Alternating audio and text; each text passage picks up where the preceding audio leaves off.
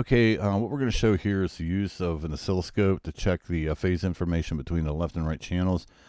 This is a plugin called JScope. It's from John Grove. It's a free VST plugin. On the right here, I have it configured to show the standard oscilloscope patterns.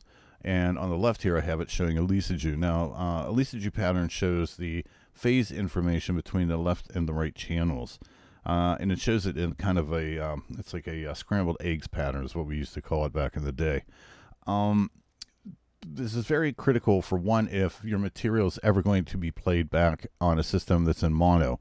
A friend of ours he's a very famous dance remixer, and he got some stems from the label, and they were out of phase. He didn't notice it. Whenever they took it to a disco nightclub, big dance club, that had a system that was wired in mono because it's trying to keep the music the same all the way across the dance floor to make the sound the same, the vocals disappeared. So he gave me the stem, and sure enough, there was a lot of out-of-phase information. Now, the way it works on a scope, and this is from Larry Bowden's book, out-of-phase information would be going diagonally this way. In-phase information goes this way. You can see what would happen in vinyl mastering. This is another reason to really watch phase, is if you're going to make a vinyl release of your material, if you have too much out-of-phase information, it'll cause lift out.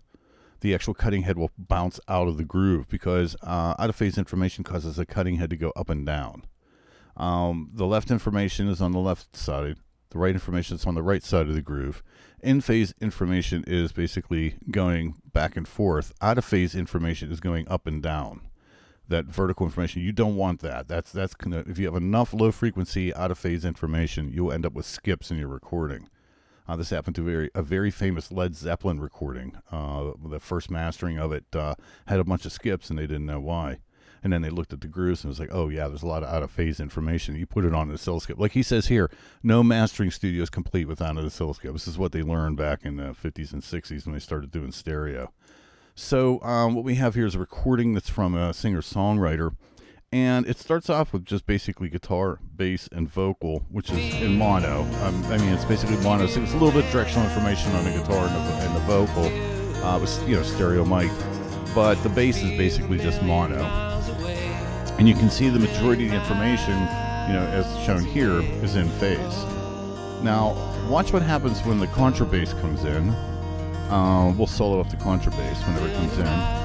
Here we go. And you can see over here that's basically standard, waveforms. And you can see it basically looks like almost like sine waves. But you can see that the left and right information is kind of dancing around here. So if I go into mono, you can still hear it, but it kind of collapses. Now remember, you can hear it's coming more from the right. Now your ears hear more based on time than they do on amplitude.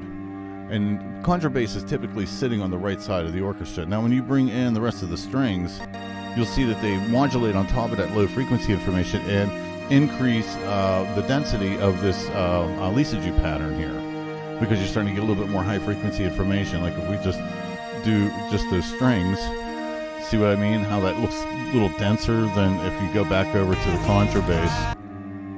There's the contrabass underneath all of that, and then the strings on top of it. So it's really critical that you have an oscilloscope whenever you're doing your mix to make sure that your phase information is coherent between the left and the right channels, because otherwise you can have some really weird problems occur with either monocompatibility or, like I said, if you're going to actually start to do a vinyl release of your material.